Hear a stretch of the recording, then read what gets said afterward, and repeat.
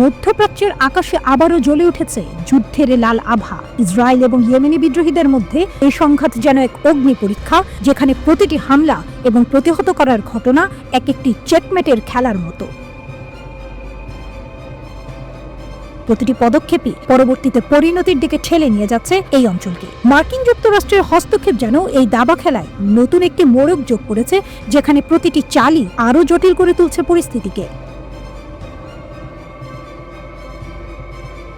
ভারী মূল্য দিতে হচ্ছে ইসরায়েলকে। ইয়েমেনের সামরিক বাহিনী যেন এক ক্ষিপ্ত সিংহ, তেলে বেগুনে জ্বলে উঠেছে। ইয়েমেনের সশস্ত্র বাহিনী ইসরায়েলের দ্বিতীয় হাইপারসনিক ব্যালিস্টিক ক্ষেপণাস্ত্র নিক্ষেপ করেছে বলে দাবি করেছে। এবারের লক্ষ্য ছিল জাফায় অবস্থিত একটি সামরিক স্থাপনা। ইয়েমেনের সামরিক বাহিনীর মুখপাত্র ইয়াহিয়া সারি বলেছেন, ইয়েমেনি সশস্ত্র বাহিনীর ক্ষেপণাস্ত্র বাহিনী অধিকৃত জাফা অঞ্চলের দক্ষিণে ইসরায়েলি শত্রুর একটি সামরিক লক্ষ্যবস্তুতে একটি গুণগত সামরিক অভিযান পরিচালনা করেছে। প্যালেস্টাইন 2 হাইপারসনিক ব্যালিস্টিক ক্ষেপণাস্ত্র ব্যবহার করে এই অভিযান সফলভাবে সম্পন্ন হয়েছে। লক্ষ্য অর্জন করা হয়েছে 24 ঘন্টার মধ্যে। এটি দ্বিতীয় অভিযান। তবে আইডিএস দাবি করেছে আকাশ প্রতিরক্ষা ব্যবস্থা আয়রন ডোম ক্ষেপণাস্ত্রটি সফলভাবে প্রতিহত করেছে। আক্রমণে আহত বা ক্ষয়ক্ষতির কোনো তাৎক্ষণিক খবর পাওয়া যায়নি। আইডিএফ জানিয়েছে দেশের সীমানা অতিক্রম করার আগেই ক্ষেপণাস্ত্রটি গুলি করে ভূপাতিত করা হয়েছে। এই হামলার পর জেরুজালেম, পশ্চিম তীরবর্তী বসতি, মৃত সাগর এলাকা এবং মধ্য ইসরায়েলের কিছু অংশে সাইরেন বেজে উঠেছে। গত 2 দিনের মধ্যে এটি ইসরায়েলের উপর তৃতীয় হুথি আক্রমণ। এর আগে হুথিরা বেন গুরিয়ন বিমানবন্দরকে লক্ষ্য করে ক্ষেপণাস্ত্র হামলা চালিয়েছিল। মার্কিন যুক্তরাষ্ট্র ইসরায়েলকে এই হামলার প্রতিক্রিয়া জানাতে নিষেধ বলেছে। ওয়াইনেট নিউজ ওয়েবসাইটের প্রতিবেদন অনুযায়ী মার্কিন প্রশাসন ইসরায়েলকে ইরান সমর্থিত হুথি বিদ্রোহীদের বিরুদ্ধে সরাসরি প্রতিশোধ নেওয়া থেকে বিরত থাকতে বলেছে। এই প্রতিবেদনের পেছনে রয়েছে মার্কিন যুক্তরাষ্ট্রের নিজস্ব ব্যাপক হামলার পরিকল্পনা। মার্কিন যুক্তরাষ্ট্র ইসরায়েলকে তাদের এটি মোকাবেলা করতে দিতে বলেছে, যেন ইসরায়েলের প্রতিশোধের আগুনে পুরো মধ্যপ্রাচ্য আরও উত্তপ্ত না হয়ে ওঠে। যুক্তরাষ্ট্রের বিমান ও নৌবাহিনীর হামলা কয়েকদিন এমনকি কয়েক সপ্তাহ পর্যন্ত চলতে পারে এবং এতে ইয়েমেনের বিদ্রোহীদের রাডার, আকাশ প্রতিরক্ষা ব্যবস্থা, ক্ষেপণাস্ত্র ও ড্রোন ইউনিট লক্ষ্যবস্তু হবে। ইয়েমেনের হুথি বিদ্রোহী গোষ্ঠীকে সম্পূর্ণরূপে নির্মূল করা হবে বলে হুঁশিয়ারি দিয়েছেন যুক্তরাষ্ট্রের প্রেসিডেন্ট ডোনাল্ড ট্রাম্প। সেই সঙ্গে ইরানকে হুথি গোষ্ঠীর প্রতি সমর্থন বন্ধ করার আহ্বান জানিয়েছে। তবে যুক্তরাষ্ট্রের হামলা ও হুঁশিয়ারির পরও লোহিত সাগরে ইসরায়েলি জাহাজের বিরুদ্ধে অভিযান চালানো বন্ধ করবে না বলে জানিয়েছে ইয়েমেনের সামরিক বাহিনী। রয়টার্সকে দেয়া এক সাক্ষাৎকারে হুথি নেতা জামাল আমির বলেছেন, গাজায় ফিলিস্তিনিদের সমর্থনে তারা লোহিত সাগরে ইসরায়েলি জাহাজের বিরুদ্ধে আক্রমণ অব্যাহত রাখবে এবং মার্কিন সামরিক চাপ তাদের অবস্থান পরিবর্তন করবে না।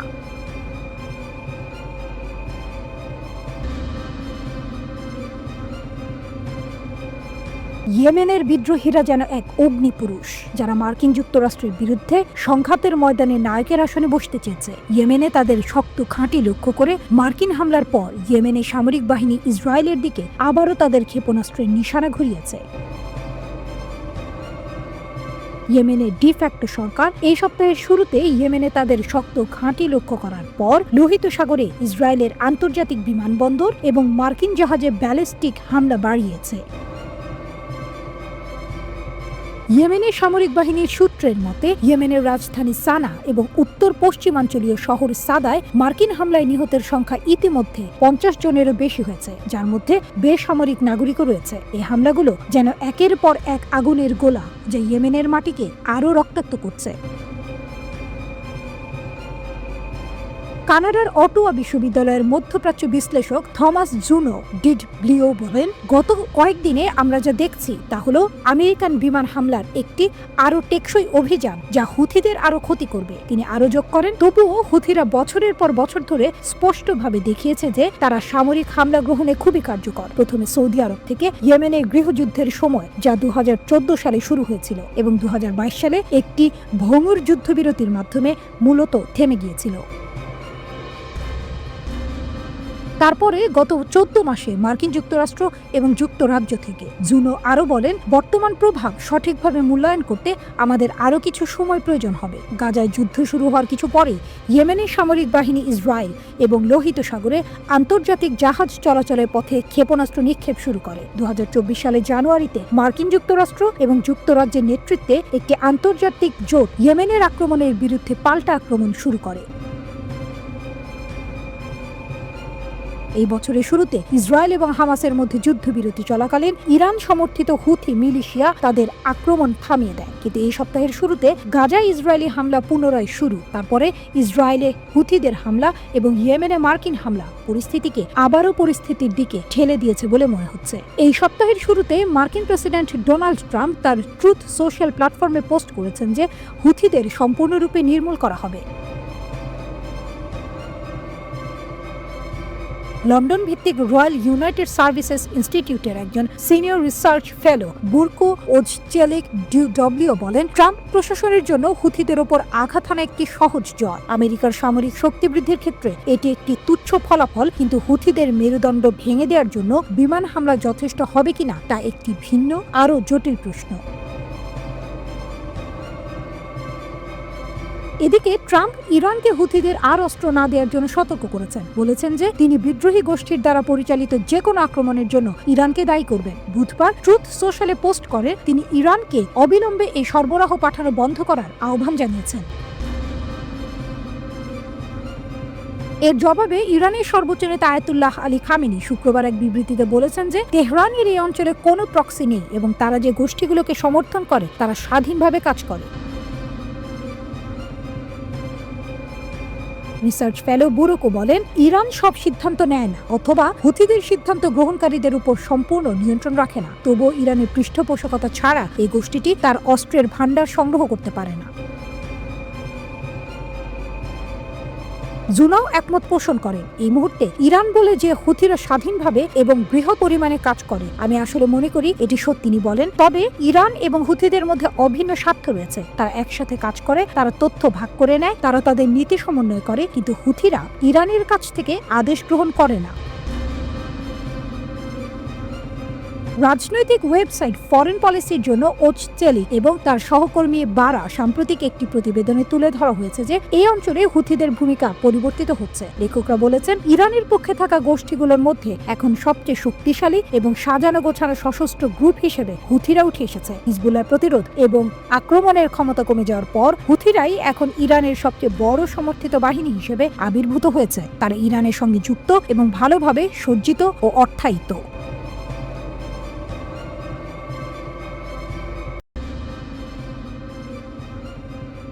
ইরানের পারমাণবিক ইস্যুতে যুক্তরাষ্ট্র ইসরায়েলের উচ্চ পর্যায়ের বৈঠক।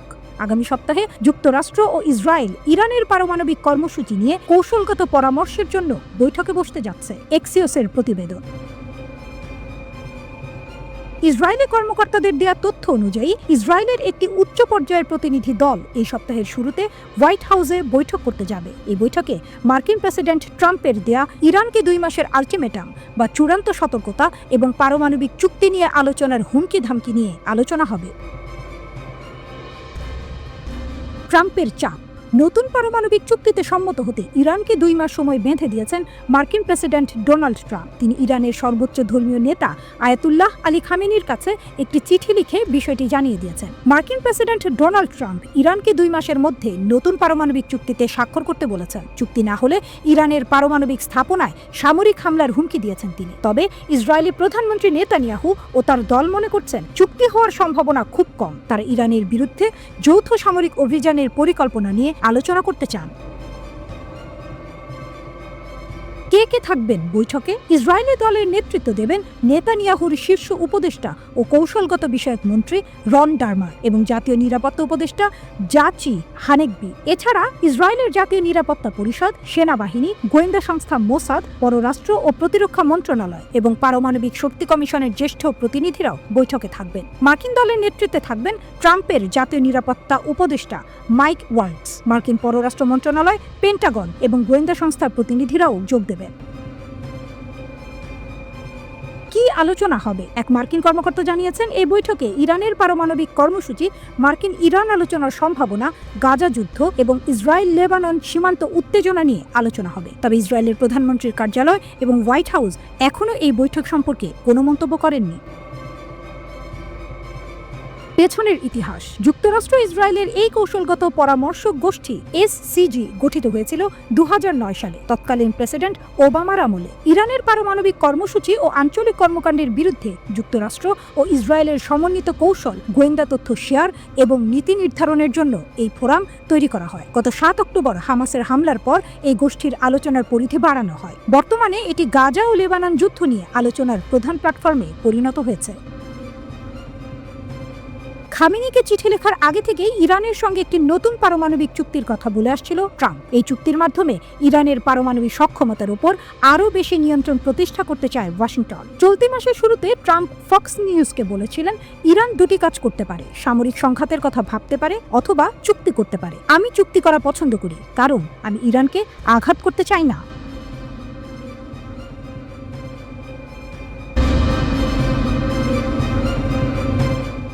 দক্ষিণ এশিয়ায় শক্তির ভারসাম্য বদলে যাচ্ছে।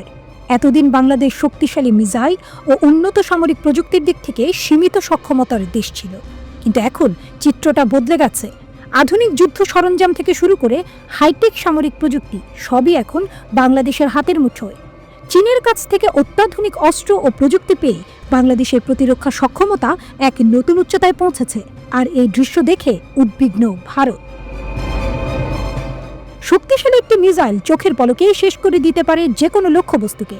এতদিন এইসব মিসাইল বাংলাদেশের ধরাছোঁয়ার বাইরে থাকলেও এখন তা বাংলাদেশের হাতের মুঠে এসে পড়েছে। আর এই দৃশ্য দেখে মাথায় হাত শেখ হাসিনার মিত্র ভারতের। চীন বাংলাদেশকে এমনকি সামরিক সরঞ্জাম দিল, যা দেখে টনক নড়েছে প্রতিবেশী দেশটির। বাংলাদেশ চীন সম্পর্কের নতুন অধ্যায়।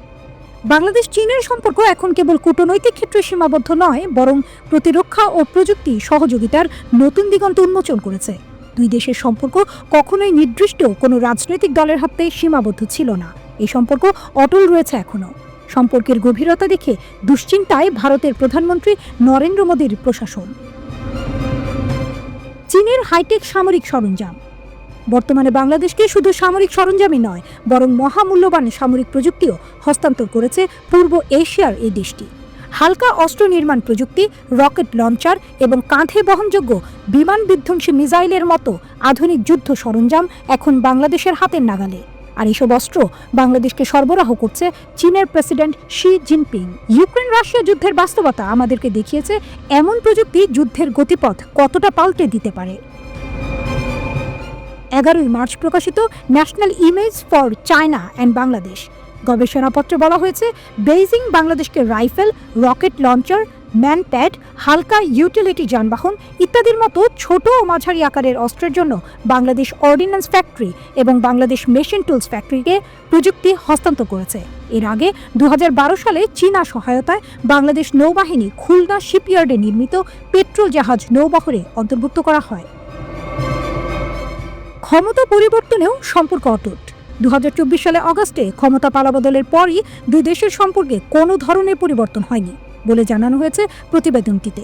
2024 সালের অক্টোবরে পিপলস লিবারেশন আর্মি নেভি তাদের যুদ্ধজাহাজ চি জিওগাং এবং জিং গ্যাংসাংকে চট্টগ্রাম বন্দরে শুভেচ্ছা সফরের জন্য পাঠিয়েছিল। এটি ছিল ঢাকায় ক্ষমতা পরিবর্তনের পরেও প্রতিরক্ষা সম্পর্ক অক্ষুণ্ণ থাকার প্রতীক। অন্তর্বর্তী সরকার ক্ষমতা গ্রহণের পর এটি ছিল কোনো বিদেশি নৌযানের প্রথম সফর। প্রধান উপদেষ্টার চীন সফর। 26 মার্চ চীন সফরে যাবেন বাংলাদেশের প্রধান উপদেষ্টা। 28 মার্চ চীনের প্রেসিডেন্ট শি জিনপিং এর সঙ্গে তার বৈঠকের কথা রয়েছে। এই বৈঠকের মাধ্যমে দুই দেশের মধ্যে সম্পর্ক নতুন মাত্রায় পৌঁছানোর সম্ভাবনা রয়েছে। বাংলাদেশের প্রতিরক্ষা খাত চীনের উপর ব্যাপকভাবে নির্ভরশীল। বাংলাদেশ চীনের অন্যতম বৃহত্তম অস্ত্র ক্রেতা। বাংলাদেশ চীনের সামরিক সরঞ্জামের অন্যতম বৃহত্তম ক্রেতা। গবেষণা প্রতিবেদনের তথ্য বলছে 2019 থেকে 2023 সাল পর্যন্ত চীনের মোট অস্ত্র বিক্রির 11% ক্রেতা ছিল বাংলাদেশ। চীন থেকে বাংলাদেশ সামুদ্রিক টহল জাহাজ, করভেট, ট্যাঙ্ক, যুদ্ধ বিমান, ভূমি থেকে আকাশে নিক্ষেপযোগ্য ক্ষেপণাস্ত্র এবং জাহাজ বিধ্বংসী ক্ষেপণাস্ত্র আমদানি করে থাকে। চীন অন্যান্য দেশের তুলনায় কম খরচে আধুনিক ও উচ্চ প্রযুক্তির সামরিক সরঞ্জাম সরবরাহ করে এবং এক্ষেত্রে কোনো রাজনৈতিক শর্তারোপ করে না, যা অন্য দেশগুলোর অস্ত্র রপ্তানির ক্ষেত্রে একটি প্রধান শর্ত। এই সহযোগিতা শুধু অস্ত্র নয়, বাংলাদেশের প্রতিরক্ষা শক্তির নতুন উচ্চতায় পৌঁছানোর সোপান। চীনের হাইটেক প্রযুক্তি এখন বাংলাদেশের হাতের মুঠোয়, যা প্রতিবেশী দেশগুলোর কৌশলগত হিসাব পাল্টে দিতে পারে।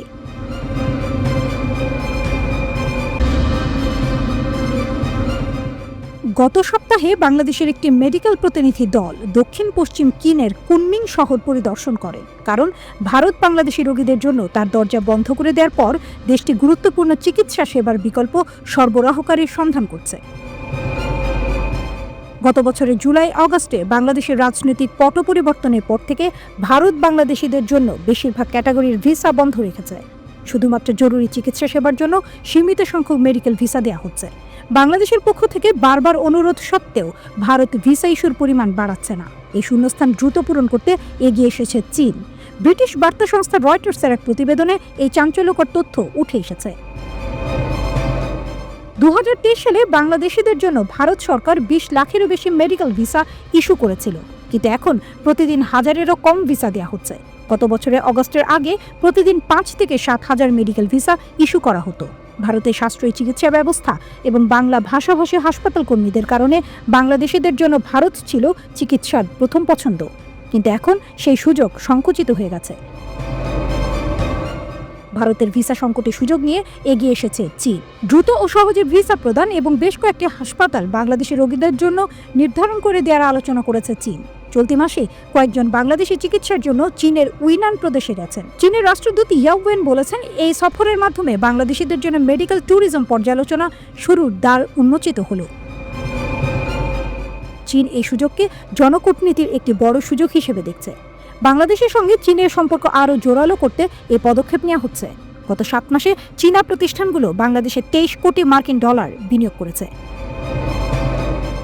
চীনা পররাষ্ট্র মন্ত্রণালয়ের এক মুখপাত্র জানিয়েছে, বাংলাদেশের সঙ্গে সহযোগিতামূলক সম্পর্ক দৃঢ় করতে বেইজিং আন্তরিকভাবে চেষ্টা করে যাবে। হাসিনা সরকারের পতনের পর থেকে বেইজিং ঢাকার সম্পর্ক ক্রমাগত বৃদ্ধি পাচ্ছে। বাংলাদেশে নিযুক্ত চীনা রাষ্ট্রদূত ইয়াওয়েন অক্টোবরে ছাত্র বিক্ষোভকারীদের পাশাপাশি আন্দোলনের প্রতিনিধিদের আতিথ্য দেন এবং তারপর থেকে তিনি ইউনুস সহ অন্তর্বর্তীকালীন সরকারের গুরুত্বপূর্ণ সদস্যদের পাশাপাশি সামরিক ও প্রধান রাজনৈতিক দলগুলোর নেতাদের সঙ্গে দেখা করেছেন। 2024 সালে জুলাই আগস্টে বাংলাদেশের রাজনৈতিক পট পরিবর্তনের পর থেকে ভারত বাংলাদেশ সম্পর্কে টানাপোড়েন শুরু হয়। ভারত বাংলাদেশিদের জন্য বেশিরভাগ ক্যাটাগরি ভিসা বন্ধ রেখেছে। বাংলাদেশের পক্ষ থেকে বারবার অনুরোধ সত্ত্বেও ভারত ভিসা ইস্যুর পরিমাণ বাড়াচ্ছে না। এই পরিস্থিতিতে চীন তার কূটনৈতিক এবং অর্থনৈতিক প্রভাব বিস্তারের সুযোগ নিচ্ছে। চীন বাংলাদেশের রোগীদের জন্য দ্রুত ভিসা প্রদান এবং উন্নত চিকিৎসা সেবার প্রস্তাব দিয়েছে। চীনের বেশ কয়েকটি হাসপাতাল বাংলাদেশি রোগীদের জন্য নির্ধারণ করা হয়েছে। চীনের রাষ্ট্রদূত ইয়াওয়েন বলেছেন, এই সফরের মাধ্যমে বাংলাদেশিদের জন্য মেডিকেল ট্যুরিজম পর্যালোচনা শুরুর দ্বার উন্মোচিত হলো। ভারতের ভিসা সংকটের কারণে অনেক বাংলাদেশি এখন থাইল্যান্ডেও চিকিৎসা নিতে যাচ্ছেন। থাইল্যান্ডের চিকিৎসা সেবাও তুলনামূলক সাশ্রয়ী এবং উন্নত। এই পরিস্থিতিতে বাংলাদেশিরা এখন চীন এবং থাইল্যান্ডকে বিকল্প গন্তব্য হিসেবে বেছে নিচ্ছেন।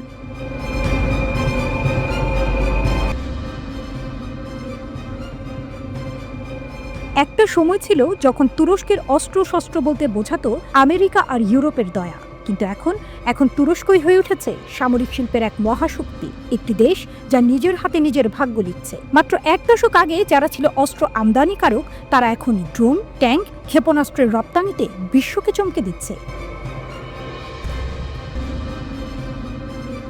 2024 সালে তুরস্কের অস্ত্র রপ্তানি $710 কোটি। এই সংখ্যাটি শুধু একটি রেকর্ড নয়, এটি একটি রাষ্ট্রের অসম্ভবকে সম্ভব করে তোলার মহাকাব্য। 1 দশক আগে যারা মার্কিন ইউরোপীয় অস্ত্রের গলগ্রহ ছিল, আজ তারাই বিশ্বের 178টি দেশে বিক্রি করছে ড্রোন, ট্যাঙ্ক, ক্ষেপণাস্ত্র। কিভাবে একটি দেশ ড্রোন সুপার পাওয়ার হয়ে উঠল? কি সেই মন্ত্র যা তুরস্ককে দিয়েছে ন্যাটোর ভেতরে থেকেও পশ্চিমাকে চ্যালেঞ্জ করার সাহস? আল জাজিরার বিশেষ প্রতিবেদনে রক্ত, ইস্পাত ও কূটনীতির মিশেলে তুরস্কের অস্ত্র বিপ্লব। অস্ত্র বাণিজ্যের গেম চেঞ্জার, মেড ইন তুর্কি। আমরা আর কারো মুখাপেক্ষী নই। তুর্কি প্রেসিডেন্ট এরদোয়ানের এই ঘোষণা যেন পুরো বিশ্বকে চমকে দেওয়ার জন্য। 1974 সালে সাইপ্রাসে হস্তক্ষেপের পর যুক্তরাষ্ট্রের অস্ত্র নিষেধাজ্ঞা, 1990-এ জার্মানির শর্তযুক্ত ট্যাঙ্ক বিক্রি, 2020-এ S-400 কিনে আমেরিকার রাগ, এসবই তুরস্ককে শিখিয়েছে স্বনির্ভরতাই শেষ হাতিয়ার। 2000 থেকে 2024 স্থানীয় প্রতিরক্ষা শিল্পের বিনিয়োগ বেড়েছে 12 গুণ। 3000+ কোম্পানি, ড্রোন থেকে নিউক্লিয়ার টেকনোলজি পর্যন্ত প্রতিদিন তৈরি হচ্ছে যুদ্ধের নতুন ভাষা। 80% স্বনির্ভরতা। আজ তুরস্কের সামরিক চাহিদার 80% মেটায় দেশীয় উৎপাদন। 2023 সালে তুর্কি ড্রোন আকিনজি ইউক্রেনে রাশিয়ার S-400 মিসাইল সিস্টেম ধ্বংস করে ইতিহাস লিখেছে। পেন্টাগন পর্যন্ত স্বীকার করেছে তুরস্কের প্রযুক্তি ভূরাজনীতির নিয়ম বদলে দিচ্ছে। ড্রোন সাম্রাজ্য। আকাশযানের দখলে বাইরাক্তার TB2 এই একটি নামই তুরস্ককে এনে দিয়েছে বিশ্বের 60% ড্রোন বাজার। ইউক্রেন রাশিয়া যুদ্ধে এই ড্রোনের সাফল্য দেখে ন্যাটো সদস্য পোল্যান্ড পর্যন্ত কিনেছে 24টি ইউনিট, কিন্তু TB2 তো শুরুই কেবল। আকিনজি বিশ্বের প্রথম সশস্ত্র ড্রোন জেট, যা F-16-এর চেয়ে সস্তা কিন্তু সমান ক্ষমতাশালী। কিজিলেলমা স্টেলথ টেকনোলজি সমৃদ্ধ, পঞ্চম প্রজন্মের যুদ্ধ বিমানের সমকক্ষ রাশিয়ার Su-57-কে চ্যালেঞ্জ করার লক্ষ্য। আলপাগো AI চালিত কামিকাজে ড্রোন, যা শত্রুর রাডার ফাঁকি দিয়ে ধ্বংসযজ্ঞ চালায়। ডেটা শক। 2022 থেকে 2024 পর্যন্ত তুরস্ক 31টি দেশে 500+ ড্রোন বিক্রি করেছে। এর মধ্যে UAE এর সাথে $3 বিলিয়ন ডিল, সৌদি আরবের সাথে $1.5 বিলিয়ন চুক্তি। মরণাস্ত্রের খেলা। জমিন থেকে সমুদ্র পর্যন্ত আলতাই ট্যাঙ্ক। জার্মানির লেপার্ড 2-কে টক্কর দিতেই তৈরি এই যন্ত্রমানবের গোলা বর্ষণ ক্ষমতা 4 কিলোমিটার। পাকিস্তান ইতোমধ্যে কিনেছে 100টি ইউনিট। TCG আনাদোলু বিশ্বের প্রথম ড্রোন ক্যারিয়ার জাহাজ। এটি শুধু যুদ্ধ জাহাজ নয়, উভচর আক্রমণের মোবাইল কমান্ড সেন্টার। ভূ রাজনৈতিক ঝড়। তুরস্কের অস্ত্র এখন আফ্রিকার গেরিলা যোদ্ধা থেকে ইউক্রেনের সেনাবাহিনী, সবার হাতে। কিন্তু এরদোয়ানের এই শক্তি কি ন্যাটো জোটে ফাটল ধরাচ্ছে? ইউরোপের অনেক দেশ এখন তুরস্কের ড্রোন কিনে রাশিয়াকে রুখতে চাইছে। অর্থনীতি বনাম কূটনীতি। রপ্তানির পেছনের খেলা। তুরস্কের অস্ত্র বিক্রি শুধু ব্যবসা নয়, এটি ভূ রাজনীতির হাতিয়ার। পাকিস্তান তুরস্ক জোট, যে F-17 থান্ডার যুদ্ধ বিমানের যৌথ উৎপাদন। চীনকে বাইপাস করে এশিয়ায় তুরস্কের প্রবেশ। কাতার তুরস্ক মিলিটারি অ্যালায়েন্স। দোহা কিনেছে অত্যাধুনিক ড্রোন, বিনিময়ে তুরস্ক পেয়েছে কাতারের $10 বিলিয়ন বিনিয়োগ। গ্রিস বনাম তুরস্ক। এজিয়ান সাগরে গ্রিসের বিরুদ্ধে সাইপ্রাসকে অস্ত্র বিক্রি, এটি শুধু লাভের প্রতীক নয়, প্রতিপক্ষকে চাপে রাখার কৌশল। 2028 সালের মিশন $1000 কোটি। তুরস্কের লক্ষ্য শুধু বাজার দখল নয়, প্রযুক্তিতে বিশ্ব নেতৃত্ব। TS কান যুদ্ধ বিমান, পঞ্চম প্রজন্মের স্টেলথ ফাইটার জেট, যা F-35-এর বিকল্প। আল্টগান হাইপারসনিক মিসাইল, ম্যাক 10 গতিতে আঘাত হানার ক্ষমতা। মিলজাম প্রজেক্ট, 2027 নাগাদ 10টি সাবমেরিন বানানোর পরিকল্পনা, যা ভূমধ্যসাগরে তুরস্কের আধিপত্য বাড়াবে। তুরস্কের উত্থান পশ্চিমা অস্ত্র শিল্পের জন্য হুমকি। তারা প্রমাণ করেছে স্বল্প খরচে হাইটেক অস্ত্র বানানো সম্ভব। এরদোয়ানের নব্য উসমানীয় স্বপ্ন বাস্তবায়নের হাতিয়ার এই অস্ত্র শিল্প। তুরস্কের এই অস্ত্র বিপ্লব শুধু অর্থনীতির গল্প নয়, এটি একটি রাষ্ট্রের আত্মপ্রতিষ্ঠার লড়াই। ড্রোনের পাখায় ভর করে ইস্তাম্বুল থেকে আঙ্কারা পর্যন্ত ছড়িয়ে পড়া এই সামরিক শক্তি এখন ন্যাটোর ভেতর থেকেই তৈরি করছে প্যারালাল পাওয়ার।